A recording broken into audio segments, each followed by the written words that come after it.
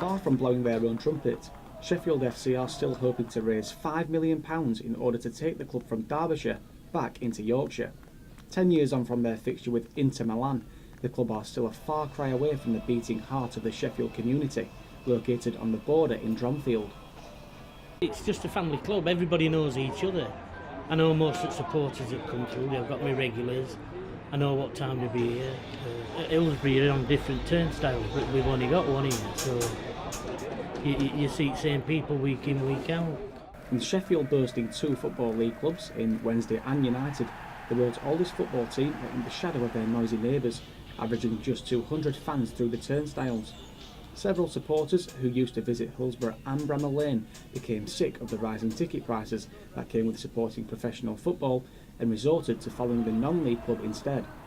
We've got a season ticket, we go home and away with them, we go to some nice little grounds, we can have a drink, we can have a chat with supporters, there's no hassle, get some into arguments, but there's nothing personal, and it's just honest men, working men that enjoy playing football. The club, founded in 1857, currently competes in the 8th tier of the English Football League system and is struggling to climb the pyramid. The £5 million figure needed to move home to Sheffield seems a far cry away.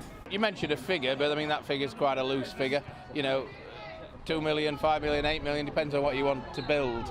We want to build a heritage centre, an education centre, as well as a non-league football ground, and actually build it back in the city and make it the home of football. As well as highlighting the club's heritage 10 years ago, Sheffield FC struggled to gain exposure and extra funds ever since the visit of the San Siro Giants, despite a young Mario Balotelli also featuring in the match. The big occasion that we had with Inter Milan was in our 150th anniversary.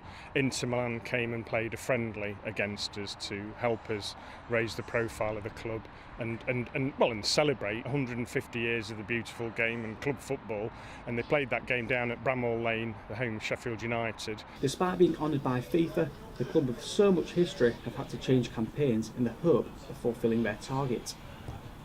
This has been our first ground for permanent home for 147 years, but as you know, we're in the other side of the border in Derbyshire, so ultimately we want to take the club back home. So we started a campaign about 3 years ago, really trying to raise the profile.